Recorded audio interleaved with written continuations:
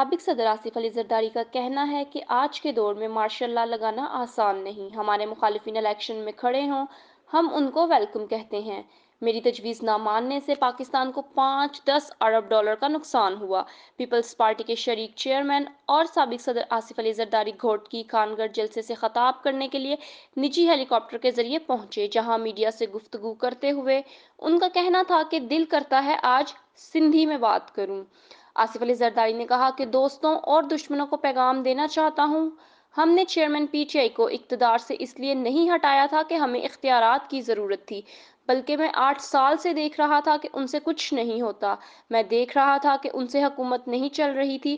سابق صدر نے کہا کہ ہمیں عوام اور ملک کی ترقی کی ضرورت ہے، ہم نے ہمیشہ عوام کی خدمت کی سیاست کی ہے۔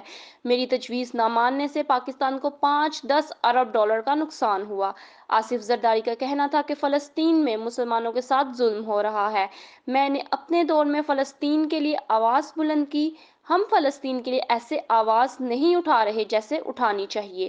آصف زرداری نے مزید کہا کہ آج کے دور میں مارشل لا لگانا آسان نہیں۔ ہمارے مخالفین الیکشن میں کھڑے ہوں، ہم ان کو ویلکم کہتے ہیں۔ سب اپنی سیاست کریں، ہماری اپنی سیاست اور فلسفی ہے۔ اگر ہم نے صدر کے اختیارات کم کیے تھے تو اس کے پیچھے ایک سوچ ہے۔ دوسری طرف جنگلوں میں طوطوں کی تعداد کم ہونے سے بچانے کے لیے اسلام آباد میں طوطوں کے شناختی کارڈ جاری کرنے کا فیصلہ کیا گیا ہے۔ پالتو طوطوں اور ان کے مالکان کو خصوصی شناختی نمبر جاری کیے جائیں گے۔ طوطوں کی رجسٹریشن نہ کروانے مالکان کو 25,000 تک جرمانہ کیا جائے گا اور ان کے طوطے ضبط کر لیے جائیں گے۔ طوطوں کے چوزے فروخت کرنے والوں کو 5,000 فی چوزہ جرمانہ کیا جائے گا۔ اسلام آباد وائلڈ لائف مینجمنٹ بورڈ طوطوں کو رجسٹرڈ کر کے شناختی کارڈ جاری کرے گا۔ ترجمان وائلڈ لائف بورڈ نے کہا ہے کہ اپنے طوطے کو اسلام آباد وائلڈ لائف مینجمنٹ بورڈ کے ساتھ رجسٹرڈ کروائیں۔